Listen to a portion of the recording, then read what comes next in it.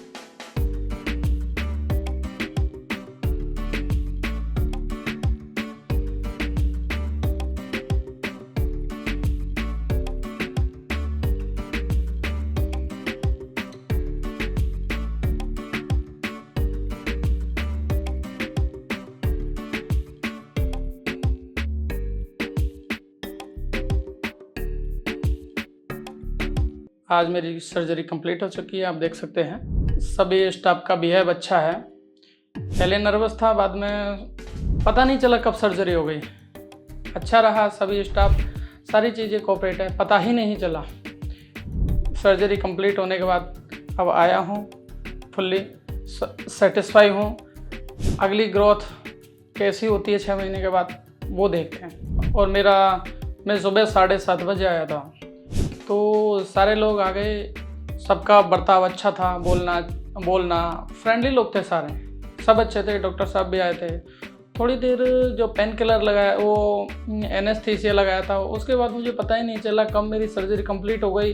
बातें करते करते धीरे धीरे मेरे को 6 बज गए, पता ही नहीं चला कब 6 बज गए। 6 बजे मैं यहाँ से छूटा हूँ, 6 बजे तक 11 घंटे पूरे हो गए, पता ही नहीं चला कब हो गया। ओटी में जाने से पहले ऐसा खास नर्वस फील तो नहीं हो रहा था मेरे को, चिल था, जो होगा क्या है। तो मैं बाहर आया हूँ अभी, तो देख सकते हैं आप कि इतनी डेंसिटी है, हेयर लेंस भी अच्छी है और मेरे को भी अच्छा फील हो रहा है। इससे बढ़िया लग रहा है कि हाँ है, कुछ कॉन्फिडेंट आ रहा है।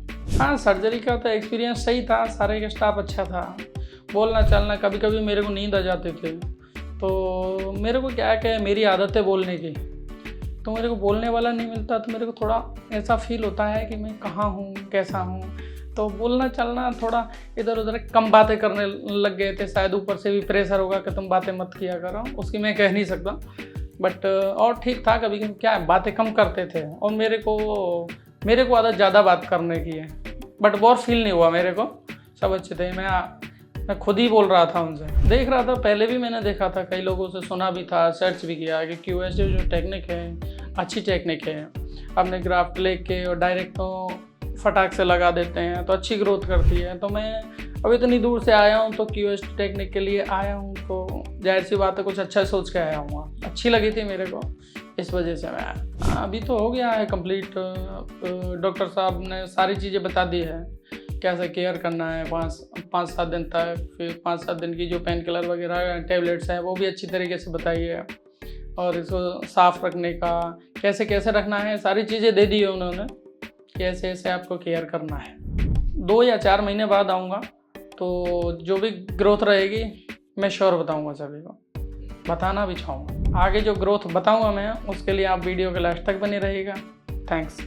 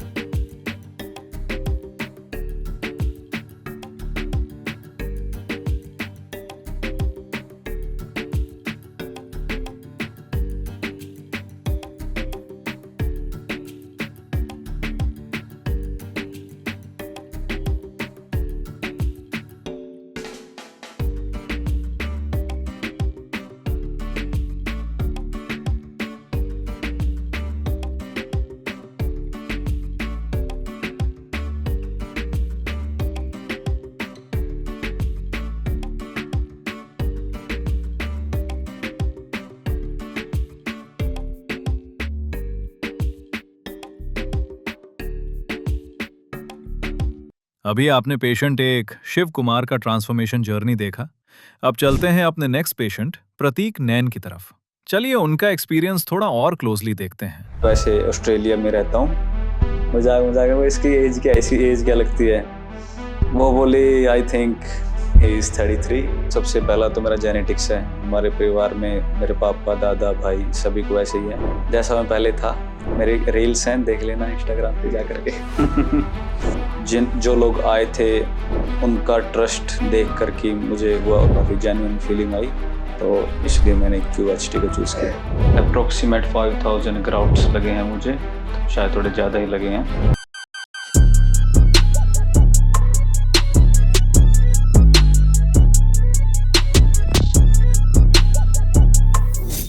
हेलो, मेरा नाम प्रतीक है। वैसे ऑस्ट्रेलिया में रहता हूँ और 2-3 सालों से मैं देख रहा हूँ कि मेरा हेयर फॉल कुछ ज़्यादा ही हो रहा है, और तो अब आज मैं QHT क्लिनिक आया हूँ अपने ट्रांसप्लांट के लिए। इसके कारण 2-3 हो सकते हैं। सबसे पहला तो मेरा जेनेटिक्स है। हमारे परिवार में मेरे पापा, दादा, भाई सभी को ऐसे ही है। दूसरा, वहाँ का पानी क्लोरीन बहुत ज़्यादा होता है उसमें एडिड, तो इस वजह से भी हो सकता है। और कैप पहननी पड़ती है काम पे या फिर वैसे, तो ये सब मिलाकर ज़्यादा हो गया।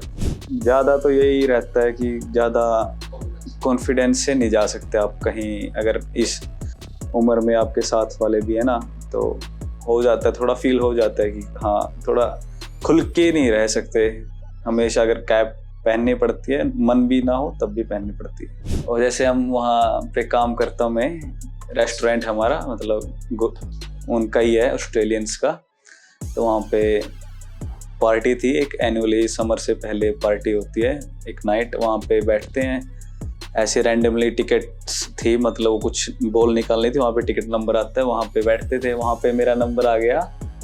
2-3 मतलब वहाँ की ही लड़कियाँ थी ओरिजिनली, तो मेरे एक दोस्त से पूछा भाई मजाक वो इसकी एज क्या, ऐसी एज क्या लगती है, वो बोली आई थिंक ही इज़ 33, तो वहाँ पे मुझको बहुत डाउन फील हुआ। तो ऐसे इंसिडेंट थोड़ा करते हैं, मन को डिमोटिवेट करते हैं ना थोड़ा सा। आशा से ज़्यादा तो मैं ट्रस्ट लेके आया हूँ। ट्रस्ट ये है कि अच्छे से सब हो, किसी को पता नहीं है कि क्या होगा क्या नहीं, बट पहली बार आए हैं हम भी, साथ में किसी से पूछ भी नहीं सकते थे भाई कैसा है क्या नहीं है, क्योंकि किसी ने करवाया नहीं है। तो आशा भी है, थोड़ा विश्वास की आशा है भाई, हाँ अच्छे से करेंगे, उम्मीद करता हूँ अच्छे से हो। मेरे भाई ने मुझको रेकमेंड किया था कि हाँ इनसे बात कर ले, उसने देखा होगा या फिर जैसा मैं पहले था, मेरी रील्स हैं देख लेना इंस्टाग्राम पे जा करके।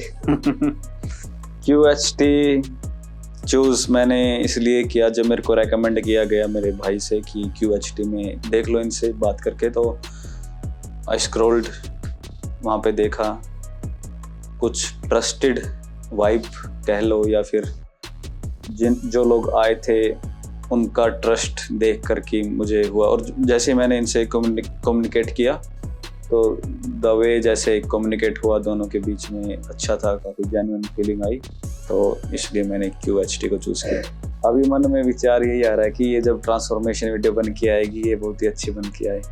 अब आगे की प्रोसेस स्टार्ट होगी और मैं आपको मिलूंगा ट्रांसप्लांट के बाद।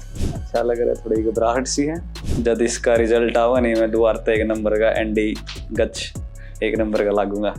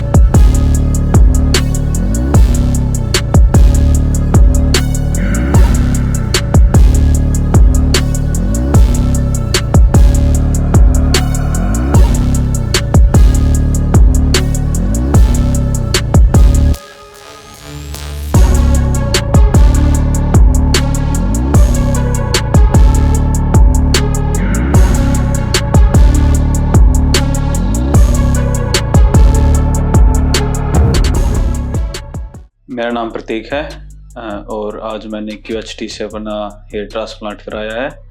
अप्रोक्सीमेट 5000 ग्राफ्ट्स लगे हैं मुझे, शायद थोड़े ज़्यादा ही लगे हैं।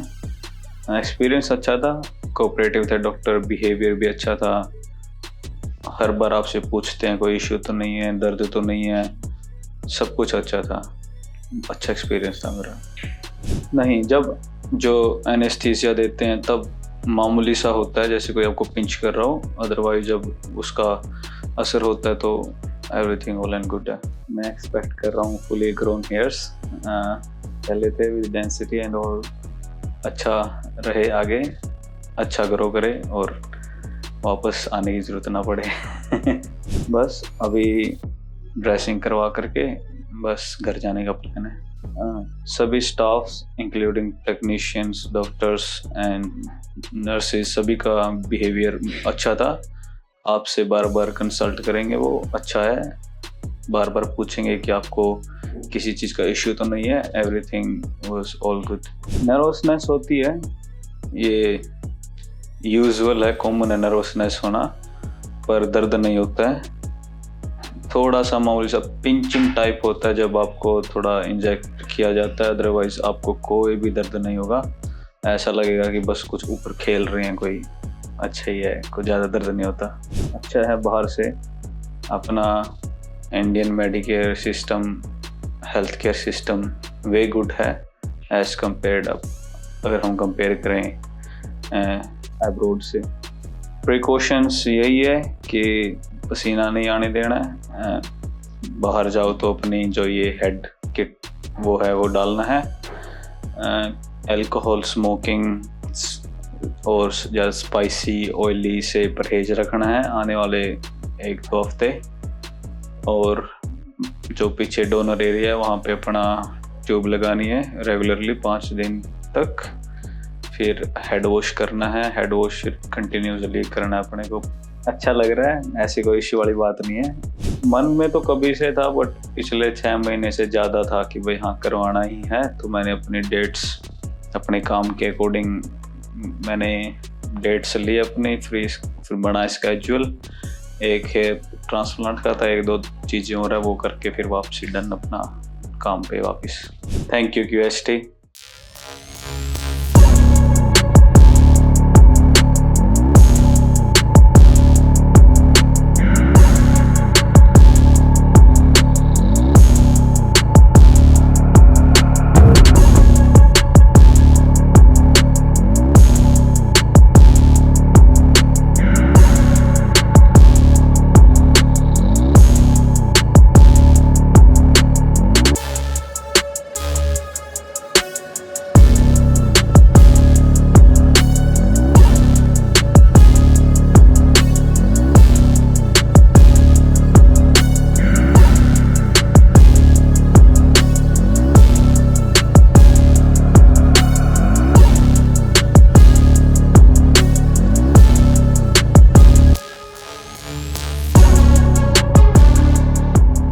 अभी आपने प्रतीक नैन का हेयर ट्रांसप्लांट जर्नी देखा।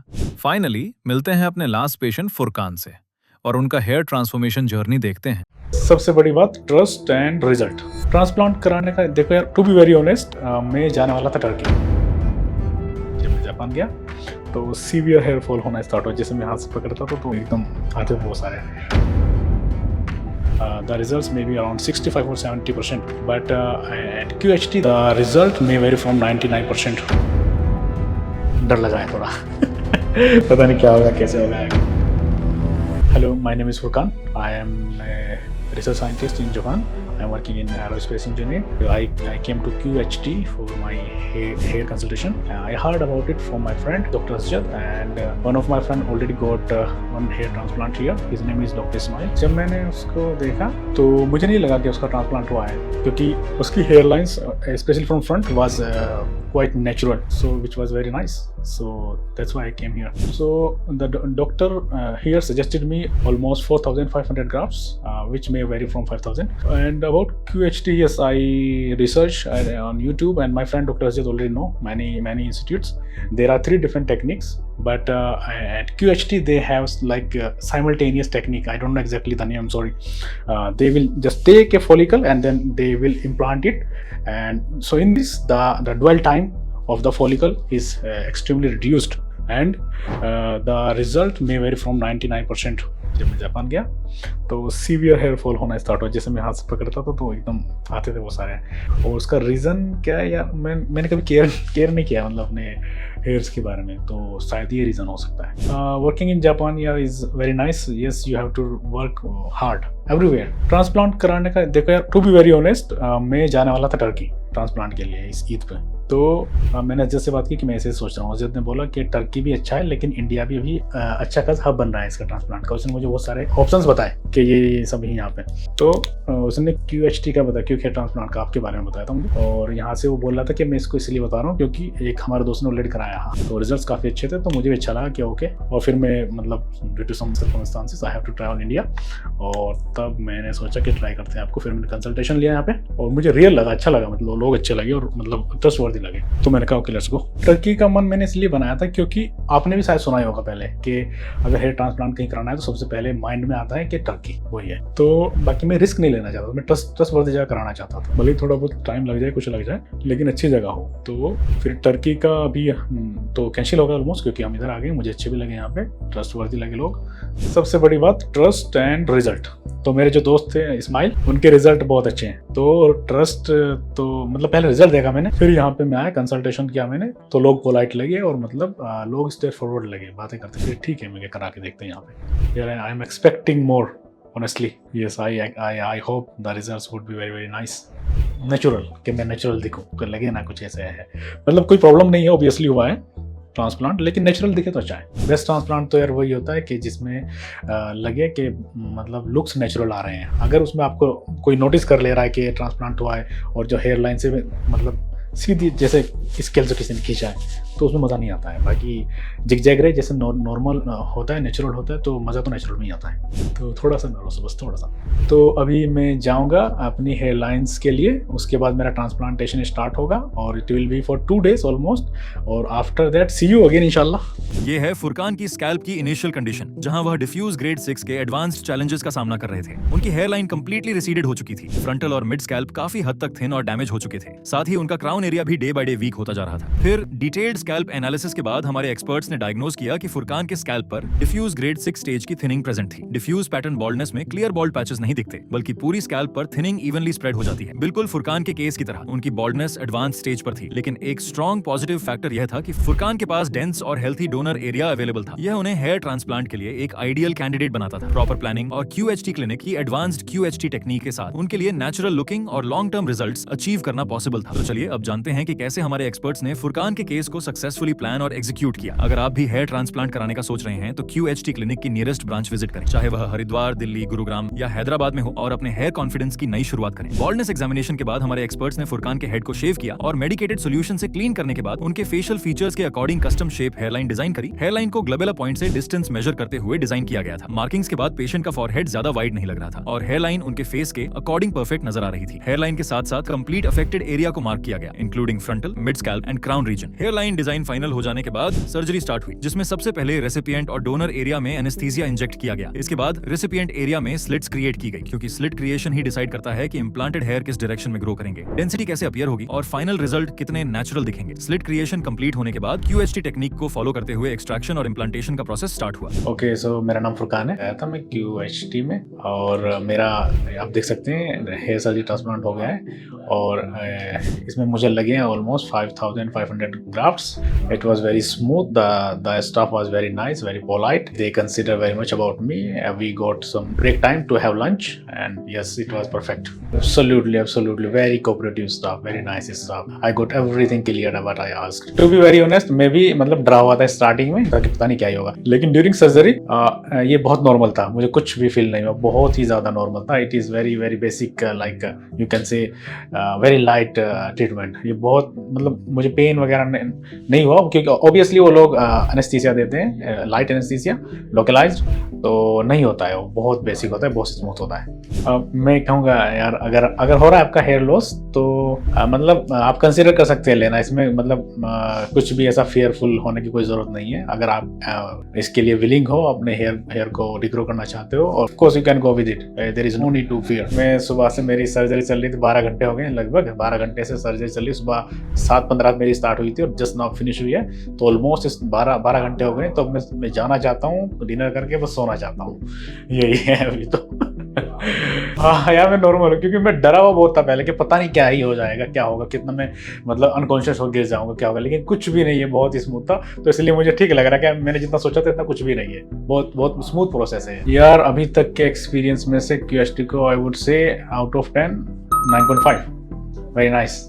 सर्जरी में हमारे एक्सपर्ट्स ने स्कैल्प के हर जोन की रिक्वायरमेंट के according different types of follicles carefully implant किए। हेयरलाइन जोन में ऑथेंटिक और सॉफ्ट अपीयरेंस क्रिएट करने के लिए single and thin hair follicles implant किए गए थे। फ्रंटल एरिया और मिड स्कैल्प में वॉल्यूम एनहांस करने के लिए डबल और ट्रिपल हेयर फॉलिकल्स इंप्लांट किए गए थे, जिससे डेंसिटी भी अचीव होगी और ओवरऑल कवरेज भी नेचुरल लगेगी। क्राउन रीजन में नेचुरल लुकिंग स्विरल पैटर्न को रिक्रिएट करने के लिए सेम फॉलिकल्स को डिफरेंट एंगल्स पर इंप्लांट किया गया था, ताकि रिग्रोथ एक नेचुरल डायरेक्शन में हो। इस प्रिसाइज अप्रोच से फुरकान को लॉन्ग लास्टिंग और नेचुरल लुकिंग रिजल्ट्स मिलेंगे। इस केस में टोटल 5500 ग्राफ्ट ग्राफ्ट्स इम्प्लांट किए गए थे, जिन्हें सेफ डोनर जोन से एक्सट्रैक्ट किया गया था, जहां फॉलिकल्स स्ट्रॉन्ग और जेनेटिकली स्टेबल होते हैं। ये थी हमारे पेशेंट की सर्जरी जर्नी। आगे भी इनकी प्रोग्रेस और इनके रिजल्ट्स हम आपके साथ शेयर करते रहेंगे। अगर आप भी एडवांस स्टेज ऑफ बॉल्डनेस या फिर हेयर लॉस से परेशान हैं, तो आज ही हमारे एक्सपर्ट्स के साथ कंसल्टेशन बुक करें या फिर दिए गए नंबर पे अपने स्कैल्प की पिक्चर्स शेयर करें।